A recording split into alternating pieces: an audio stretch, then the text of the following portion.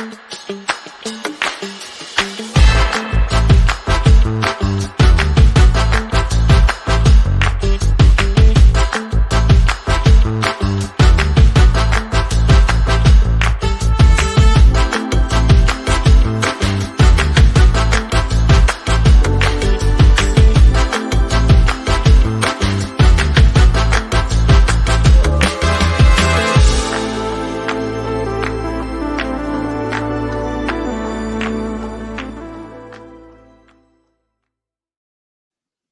right.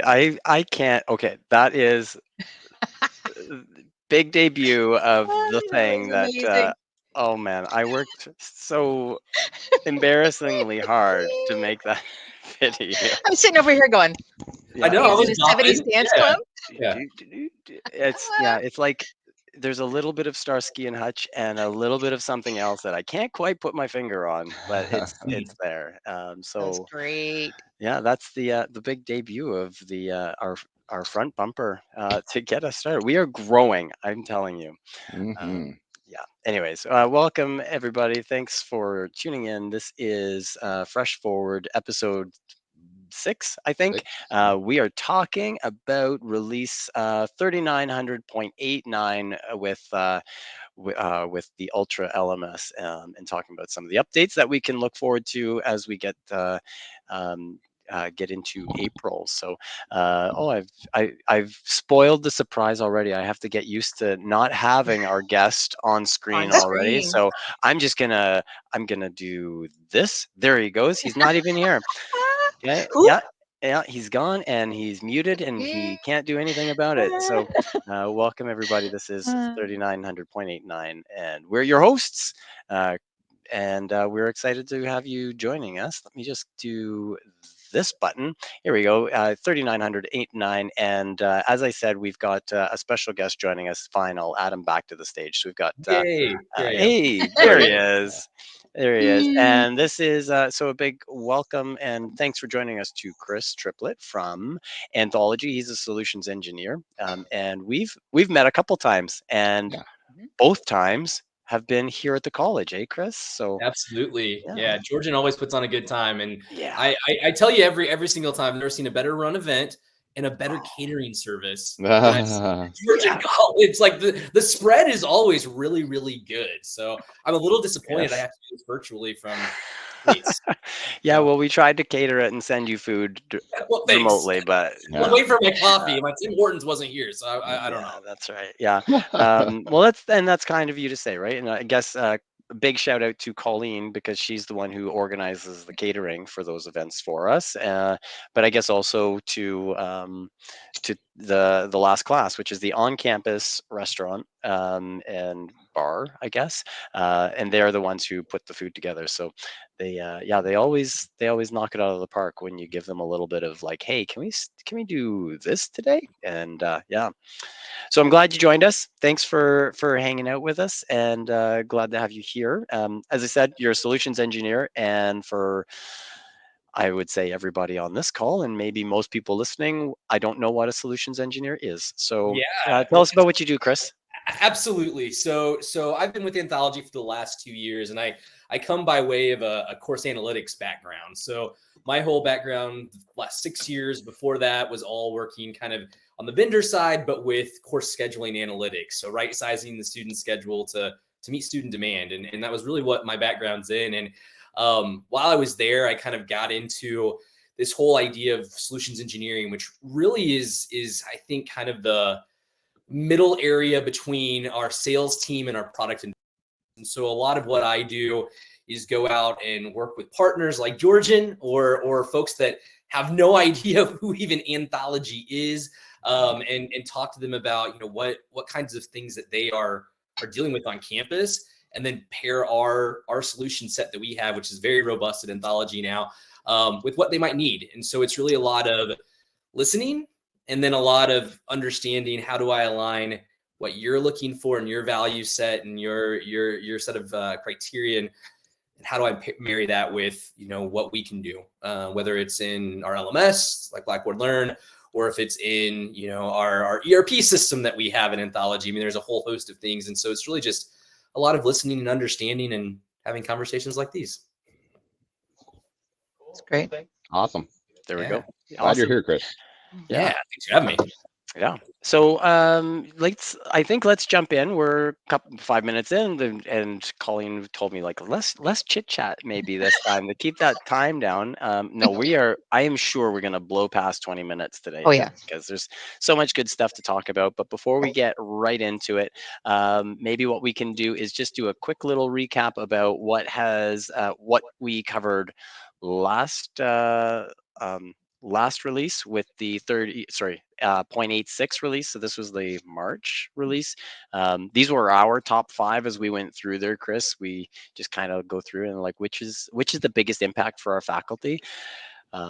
Sometimes there's a little bit of debate about where things landed, and if anybody's watching that saw this one, there was debate about number 5 and number 4, and then I think even number 5 might have moved into number 3. We got kind of as we explored it further. So flexible grading, that last state is persistent, so the side panels staying the way you wanted them, which is awesome. It's nice to not have to repeatedly pop that menu out or collapse it. The no due date option has been quietly well received, right? I think a lot of people are pleased with it. And just being able, it used to be the hack was just go in there, select the text, the date text, and delete it. And now we can just click the button.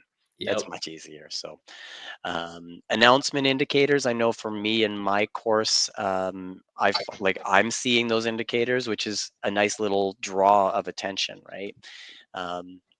And then that brought us to number 4, which was the item statistics. And that was, I think I don't know if anybody's really looked into it like faculty wise yet, but I know the fact that it's there is just going to make such a big difference, especially for some of our faculty who they want to compare their course statistics to another one. So yeah. And then that brought us to our big last one, and that's the design assistant, being able to drill down. And Stephen, you gave that a solid test, eh? Yeah, I ran through it. I think that when I was doing question generation for one of my quizzes, I saw this button magically appear, and it was like, oh, I've not seen that before. And I took that, I clicked on it, and all of a sudden it's like enter your content from like you would in a batch edit, or you would see it from that top level in Anthologies or in the Blackboard system there. And I was like, oh, this is really cool. And it was so easy just to click from one week to another to create a midterm or create the questions that I required for multiple weeks and just pop that content into it. And it read the PowerPoint, it read the PDF file that I put into it without having to put any extra prompts in it. It really worked well. And it saved me a lot of time. Awesome. So good. Yeah. So that was last month. That was the May. And now jumping into what we've got coming forward in the April release, which is just around the corner. It's in our test environment. So exciting stuff. And we're not going to go through this slide by any means, but this is kind of, as for people watching along, this is kind of how things get categorized in the release notes. So you can pause and read it, but I'm not going to read through it now. That's for sure. We got too much to cover. And speaking of slides that we're not going to read all the way through, here's another one. And this is everything, I think. I think this is all 22 different points. The way it gets published for us to see is instructors and students, and then administrators. But I just it wouldn't fit on the screen that way. So I reorganized it and took some creative liberties. So again, another screen that people can pause and read through it if they would like to.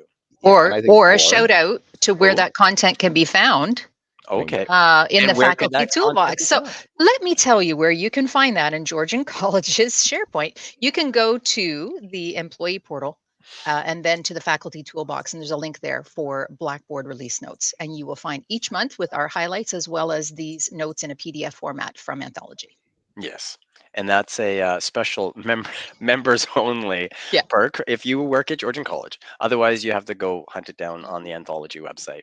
Chris, you know where that is? Off like a quick way to get to there, or am I putting you on the spot? I mean, honestly, I even do this. You just type in Blackboard Learn and release notes, and it's the first thing that pops up on any search engine. That's honestly the quickest and easiest way to get to it. But you're right on. I think one thing I would say here that I think is fun, and For folks that have gone to all of your amazing sessions, I think they've probably heard this a million times, but one of the things that I really love about building out that whole feature release set is that it's all crowdsourced for Anthology. So we do it through folks like Georgian. And I think what's cool, if folks haven't heard about it or done it, we have this whole thing called the Idea Exchange. And again, a shout out to how awesome you all are at Georgian. You have your own little Idea Exchange. It's not even little. You're really cool Idea Exchange that you have there, which is really just crowdsourcing ideas. And again, you know, when you look at those 22, a lot of those came from folks at campuses globally saying, yeah, we want these usability improvements. Yeah, we need, you know, more robust, easier ways to build content and those kinds of things. And so again, it's just cool to see, you know, those 22 represent thoughts that are coming from campuses, really thoughts that are coming from our brilliant designers and developers. So I think that's just, again, a shout out. And I know, I think we were on campus a couple of weeks ago and our director of product management was even saying, you know, I don't remember how many, but there was a host of them that came directly from Georgian, which is really cool to be able to make an impact. Yeah, I think the number is like 140 or something like that. Yeah, we're not slackers. Well, maybe other institutions would be like, actually, we have 587, but keep trying, Georgia. But we're proud of what we do. Yeah, so that's awesome. Thanks. And I need to put the others. Here we go. Okay, so this is what's being covered. Yes, you can pause and read it, or you can go to the SharePoint site that Colleen mentioned, or Google it, and you'll find these notes for you. Okay, let's move in. And we're trying something new. We're getting all cool about it. Here's our honorable mention. So we've picked 5. Our team sat down and said, these are the best ones. But then these were the 3 that we thought these are worth mentioning, but maybe not not a lot to say about them. So first one is tests and assignments, the auto submitted indicator in attempts log. I like this one. Yeah, I think this one's like could have made it. Could have went big leagues, to be honest. There were instances, I think, with this one specifically, where I had an email from a faculty member come through, and it's like, so why is this student's submission through, and there's nothing on it? There's nothing there, and they didn't understand what. Oh well, I saw that they were on it. I can see that there's a draft saved, but there's nothing going. There's no content. And now that I would have to go back and do this finding and search for it. And then all of a sudden it's like, oh, well, that's because it was on auto submit, but nobody understood that it was there. That's what was happening, even though that was clicked on. This really, I think, helps. Yeah, we'd sometimes get those questions about like, I don't know what happened. There's something wrong because my student submitted it right at the deadline, but it's blank. I'm like, actually they didn't. The system did it. And this just kind of alleviates that mystery. So I think that's a good one. Yeah, we know now. Yeah. Next, the next one's in tests and assignments. Another one that I think could have made it big is changing that default point value for questions from 10 to 1. Man, it's a pain when you have to change that every time. But this one is an efficiency thing and I don't know about your course, Liam, but when I do it, it's like, okay, I go through and now I have to change every single test question because they're always 1 point. Now I can make them 10 and do the math myself, but it's just easier for the students to understand it when they see it as 1. When we do it as 1, it's there, it's clean, it's quick. Absolutely. Yeah. And then I think rounding out our honorable mentions is the batch edit. So now you can change, and this is a cool one. I wasn't sure when I jumped in there how it would look, but it's so yeah, you can go into batch edit. If you notice a date's wrong, you don't have to go find the item, change the date. You just change the date right there. There's a little calendar icon on the far right hand side, and you just click that, and it opens up all of those date options, and you're like, and I think that's a really slick move for Anthology, being able to change things when you see them, right? And like not having to go, okay, there's a problem, now I need to go back and find that thing to change that error. Okay, anything else about the honorable mentions before we get into the main event? I think we're good. All right, here we go, guys. Now we should make a video for our top 5s. There you go. Yeah, you need like a countdown kind of a thing. Number 5. Of course we should. Yes. All right. All the videos. Oh my goodness. Watch Our out, own Hollywood. productions, yeah. Yep. Okay, here we go. Number 5 is in the usability improvements, and okay, so this is usability improvements with flexible grading, but there's a whole bunch of pieces to it. And the first piece is that the attempt selector is moved, and I thought that this was really clever. Where now instead of it being over under the name in the left hand side, it's way over there where the grades actually are. Mhm.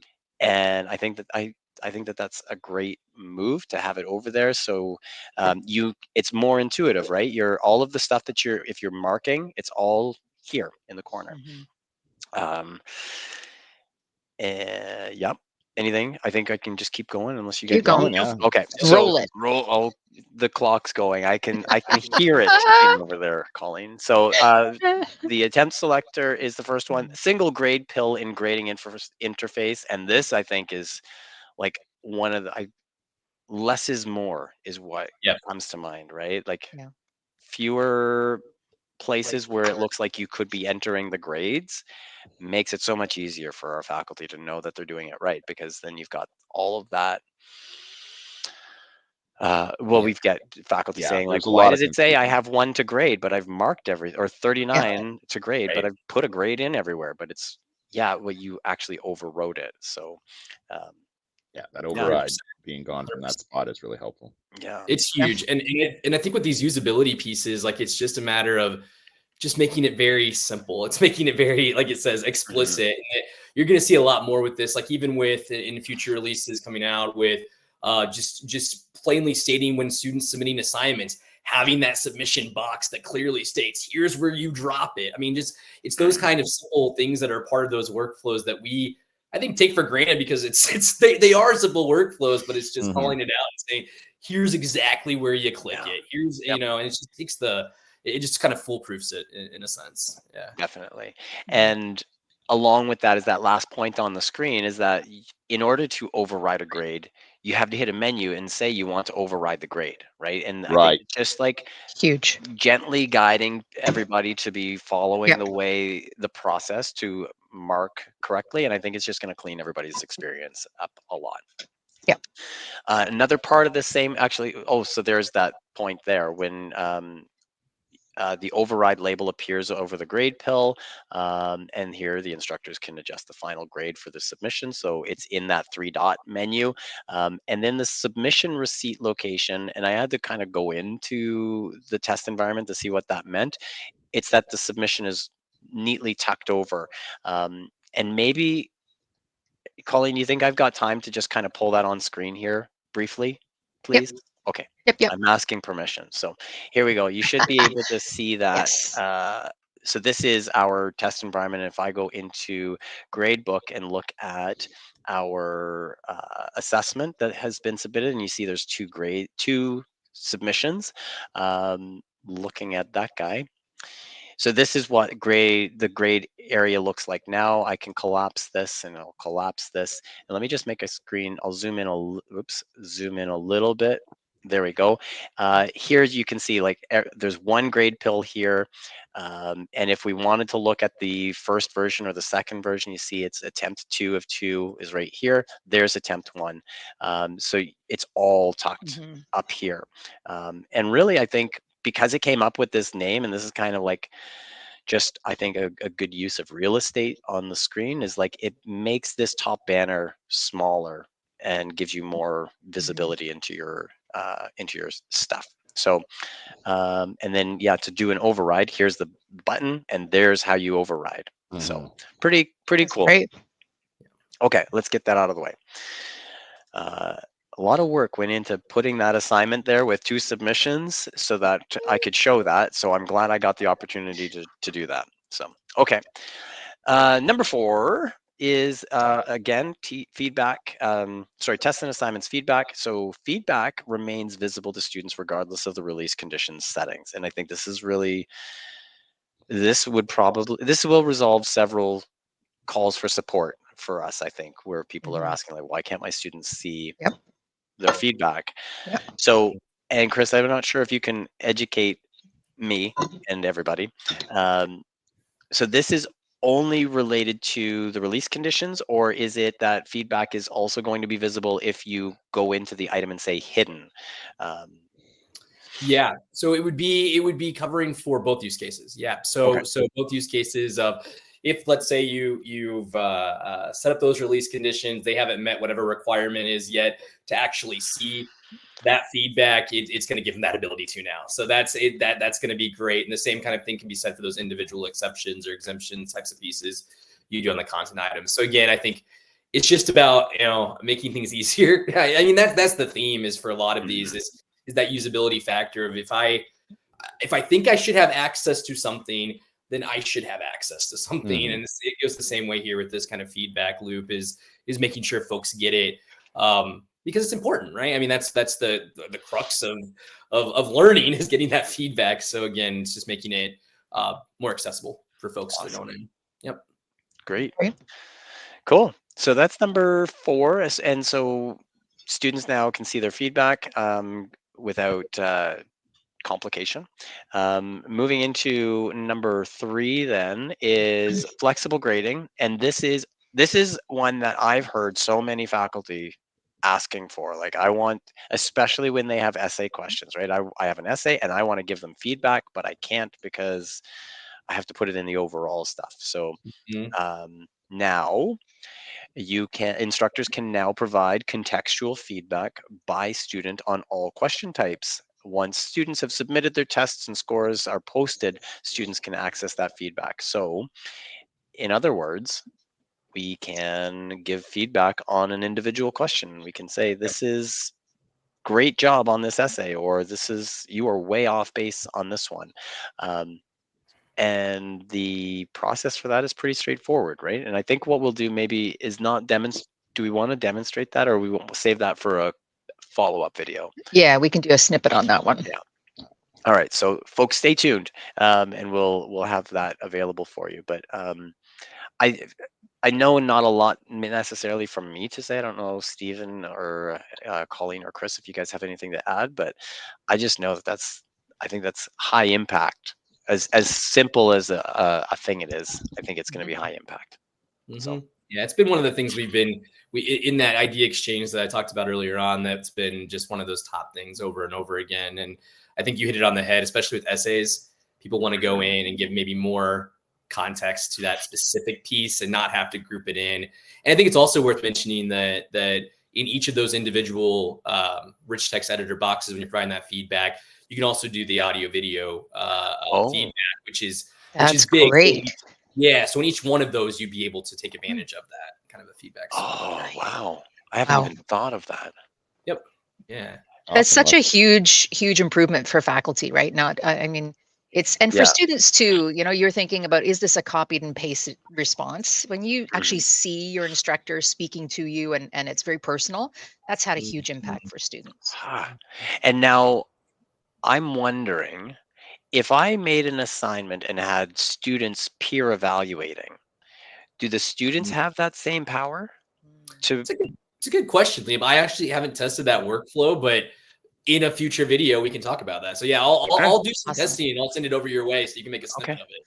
Yeah. I think it's key for this in this kind of conversation that we do kind of come up with these questions because, like, I didn't know about it before, and now now I'm thinking about it, right? Yeah, but can you imagine now? And so now I'm getting excited about extrapolating this even further. But like to be able to say it's a peer evaluated piece, and then you get audio or video feedback from your peers about each of those 5 questions that you've done, right? Like if you were doing like a business case and here are your 5 questions that you've done, and then oh wow, now oh boy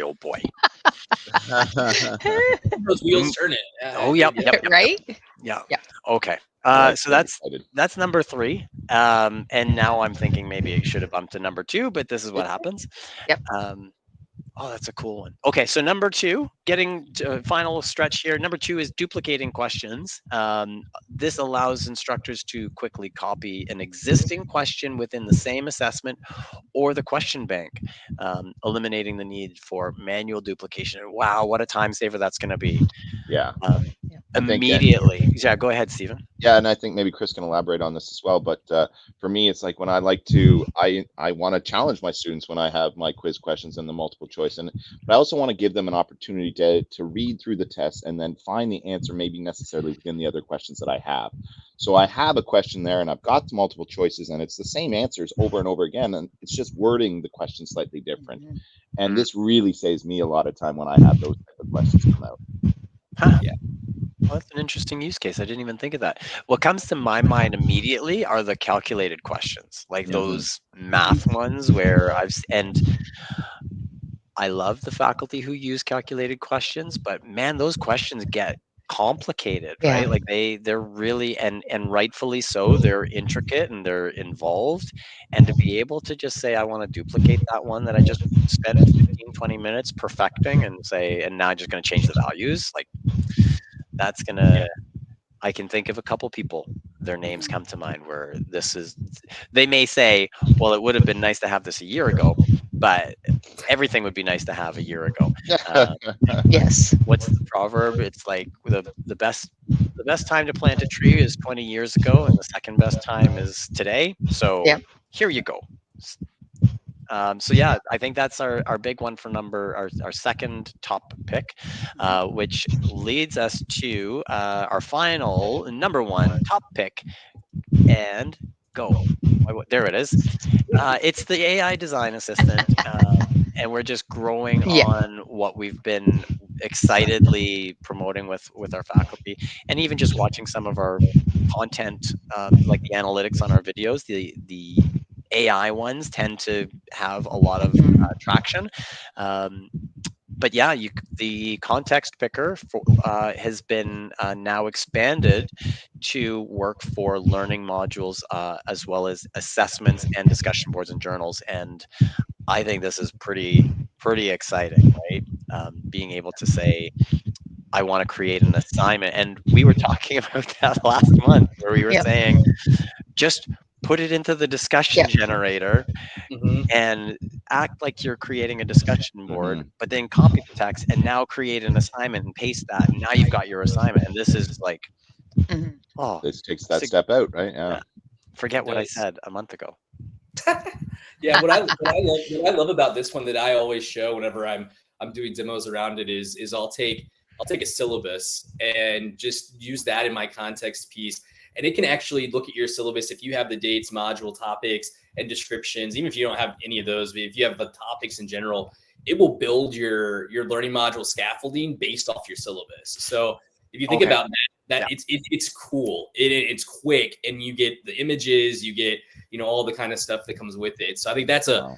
a fun one that I always recommend to folks. Like even if you're using the same content over and over, just go play with it and see how it builds off your syllabus. I think it's pretty sick. And then the idea of like knowledge checks off of those kinds of things too, like to easily build it just based off the context of one PDF document or one particular thing. Like there's really some cool use cases around this. So it would be my top pick too. I had no hand in picking the top 5, but I agree with you Yeah. vehemently, especially on this Yeah. one. But great Yeah. top 5. Awesome. And maybe what I will do is I'll just pull this in. I won't go through a real big explanation on how to do this, but I will just demonstrate. If we go to create, we're going to create an assignment here. And here it is right there, like auto generate the assignment. It brings up the same sort of auto generating screen. I'm going to go really simple, like it's already pulled some stuff, but let's say I'm talking about building a personal brand. Building a personal brand. We've got that cognitive level. I'm going to leave it at inspire me. I know as in practice, you would know what level you want this to be at, but I just want to demonstrate that it's going to produce something in those 3. So I've typed 4 words, click generate. There we go. And let it do its thing. And I forget the example I kind of played with yesterday, but I was like, yeah, these are some solid examples that would certainly provide a starting point or a springboard for me to, like, if I knew that this is what I wanted to do, and was feeling a little bit I'm going to use the word uninspired, but like not coming up with something to like, I can't think of a good way to assess it. Here's 3, right? So imagine you're a recent college graduate looking to build your personal brand, and it's asking you create a presentation that showcases the importance of perception, or here's an unleashing creativity. Yeah.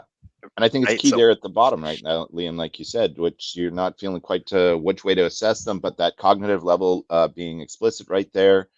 You match it with your learning objectives, and you go, hey, this is actually really what's in line with what I need these students to know for the rest of this course. yeah. And like, here's this last one here. So this is at the create cognitive level, asking you to build a 150-word essay, basically, or report discussing the impact of social media on personal branding. Include a photograph or video of social media that highlights your personal brand and explain why. Analyze the cognitive process involved in developing your online presence. Like, there's a lot to this that even if you thought, not quite, like, that's a great starting point. You just click it, add it, and then you're in here and you can edit that to be however and whatever you want. So I think, and it even threw in, look at that, it gave us a title too. So lots of really cool stuff that's coming, that I think that opens a lot of doors. Yeah, and what's cool is, like you said, with those cognitive levels, it's based in Bloom's taxonomy, and I think the way that we're going about it as a company is really focusing on how can we make, with generative AI, right? There's always that hype versus not kind of the spectrum, and this idea of using it in the context of how can we use it in a really cool way that thinks about, assessing folks in an authentic fashion, to where, they can still use the generative AI tools that they're going to use anyway to make outlines and those kinds of things, but they can't use generative AI to put a personal experience into an essay. They can't use it to do, they can come up with ideas with it, but formulating kind of all of the deeper level thinking is huge. So I think just as we continue to build, we're going to continue to make what we build research based and evidence based and pedagogical, because I think that's super important especially for faculty, that to get them to want to use the tools, right, and want to be in there. It has to be academically based. So I think it's really cool. But I get jazzed about that AI design assistant is slick. It's cool. Having it in the other features too as well, outside of just the discussion board right now, is key as well. Like, so I put it in my discussion boards, and I found that my students' responses are definitely much more engaging. They're much more personal, and I really enjoy now really sussing out where their learning comes from and finding it from their own personal experiences. And those prompts are really, really key. And like, I didn't really have to do a lot of extra work. Like, it was there, it was done. I'm like, this is saving so much time. I've also had some feedback from faculty saying that, when they're handed a lead shell where the content is basically, here you go, it's a framework, not something that they have to strictly adhere to. They can play around with it. That they're now finding it's just so much less time using the AI generator, because that it does that work for them, and it allows them to other options, right? Just to make their course stand out from their colleagues. So it's been really good. Yeah. Awesome. And well, that's our top 5. And as a recap, here are all those features we just went through, including the honorable mentions.